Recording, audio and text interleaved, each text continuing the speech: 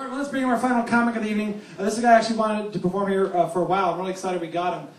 He worked at Jungle Cruise for about a year, and since he has left, he's gone on to do stand-up as well in different clubs. He's been doing it professionally. We're having a great time. He's fantastic. Ladies and gentlemen, Jason Hammond.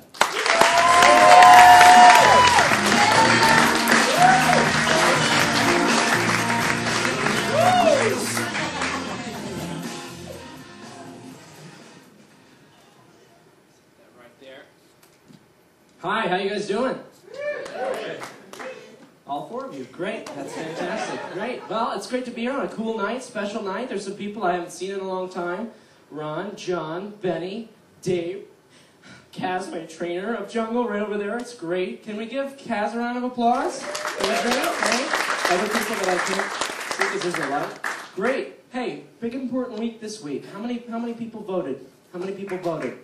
Me too. Me too. How many other people didn't vote? How many people didn't vote? Me too. Now, let's be honest here. How many conservatives do we have in the group? Me too. Me too. How many liberals do we have in the group? Okay, great. Well, I did just move back from Arizona. I was living in Arizona, and I moved back to California. The time I was here before, I didn't have a car. So I was walking to work at the Disneyland Resort, which was really exciting, which you sometimes take the bus. I don't know if you've ever had that option of taking the bus, the Orange County Transportation Authority. I'm not sure who put these people in authority, because all the people that are on there, and there's a slight language barrier. I don't want to make any waves, but me and the bus driver, that was it. We were like, hi, you doing all right? You all right? I'm going to sit. Okay, gosh. And there are people just yelling at themselves, just yelling. They're turning around looking at you, but they're not talking to you. They're just yelling and listening to music. And listening to music, but there's no earphones. There's no music. They're just... There was a lady on the bus that was actually willing the lights to change. We were stopped at a light. I don't know if you've ever been on the bus, but it does take you like 45 minutes to go half a mile because there's stops every 5 feet. Like you can't walk the 5 feet to the next stop. You have to like... So it takes like 45 minutes, and so we're stopped at the light, and I'm used to it. Pedestrians get so angry when they have to go somewhere. They're always pushing that button to cross the street like 400 times, like it's going to make any difference. I mean, you're a pedestrian. You don't have the right to be in a hurry. You're a pedestrian. Buy a car! Okay, so there's a lady.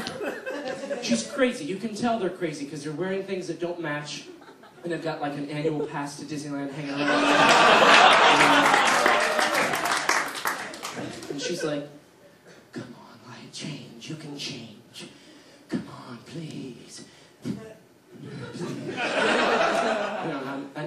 Then at that point I had to stop. But I did move back here to California, and I got my own place now. I got a car. I live in it's a small place. I mean, I call it my place because I live there alone.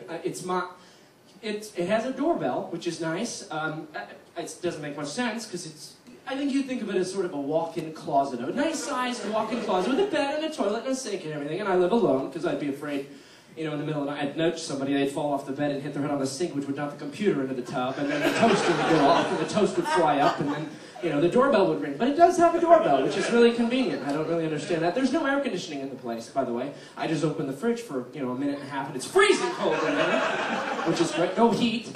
I just cook a pizza in the oven. It's like Phoenix in August. It's great. It's just, woo!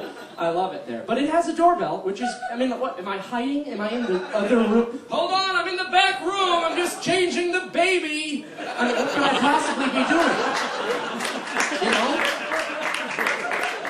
I mean, literally, from my bed to the door is just, oh, gosh. You know, like a knock, you know, but it's there. It's nice.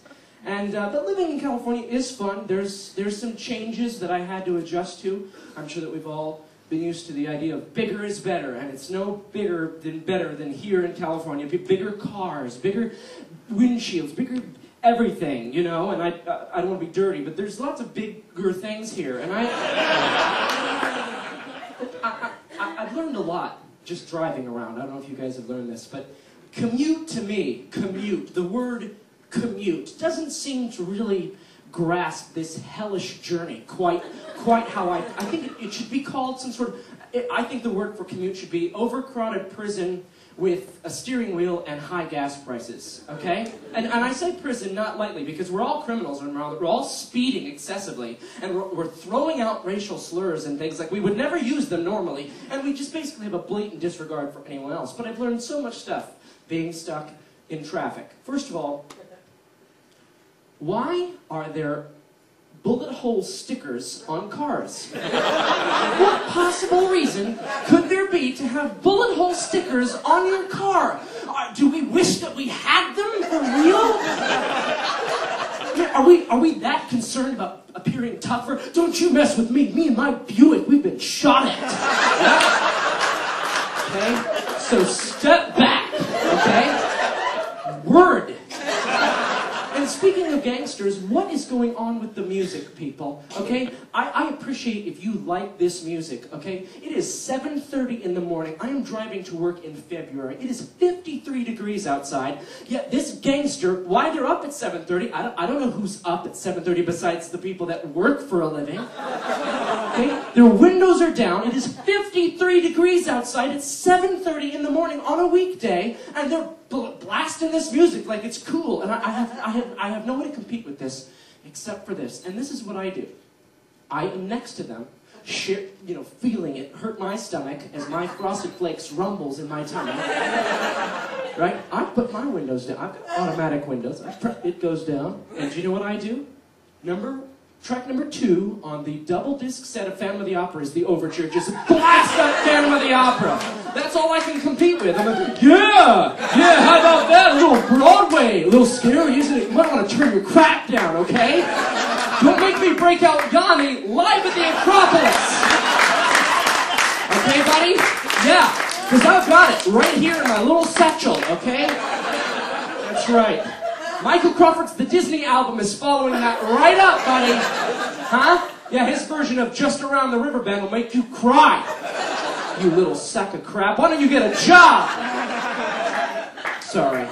Sorry about that. But that's just, I'm not really an angry person. This is how it gets out. So, we talk about traffic congestion. I don't think that that's either an appropriate, it's not really, it's like, if it says congestion, I could take a pill and then it would clear up. It'd be fine. Just, 4 to 6 hours, take a pill and it'll be clear. No, it won't be clear. It's awful. But I've learned so much. You know what? The bumper stickers to me are just, they're so tacky. Yeah, look at me, I'm an idiot! Hey, I voted for Reagan 26 years ago! Woo! I mean, I don't understand. It's like, I had to actually bump the guy in front of me to read the small print, and finally, after I bumped him, I practiced random acts of kindness and senseless acts of... Oh, I'm sorry. Just rammed into him just to read that stupid thing. But that's what happens, it's sad. Now, obviously, driving and traveling, being an important part of life, leads people to one place. Disneyland! The happiest place on earth! Ding!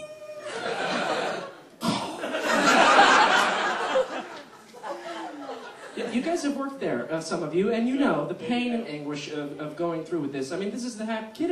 A kid can be a kid. And everyone else can leave their brains in the hotel room. It's fine.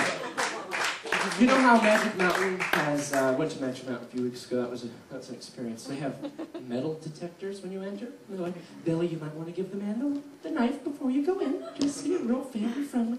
I think Disneyland should have brain detectors. Am I right? Let me hear you. Huh? Brain detectors?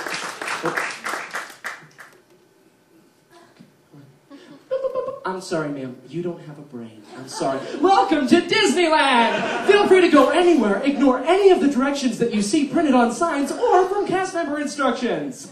Feel free to do anything you... Smoke? Sure, anywhere you want. There's no kids here. No. Pull on the tail. Yeah, pull on Mickey's tail. Yeah, he loves that. Do whatever you want. I don't know about you, but Disneyland is the place that showcases the highs and the lows of people in society. I was actually amazed at how many people, in all kinds of cultures, any kinds of language, knew how to say thank you.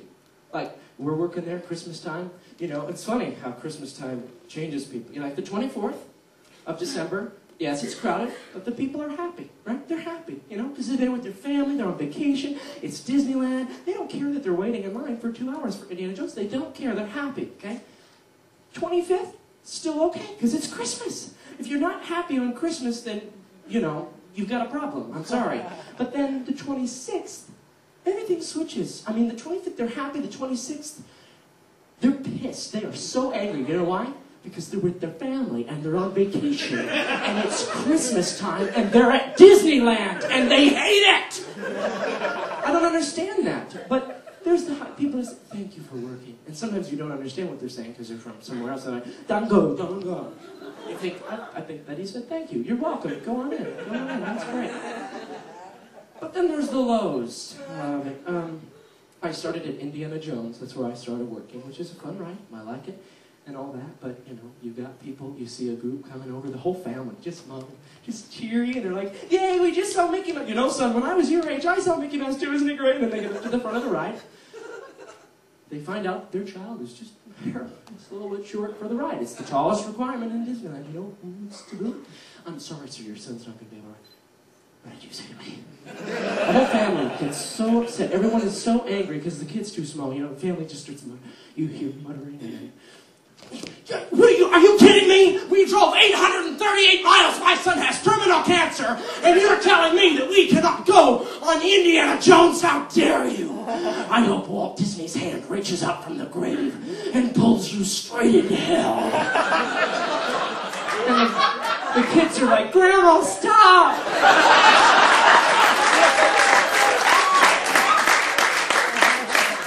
My name is Jason Hammond. Thank you all for coming.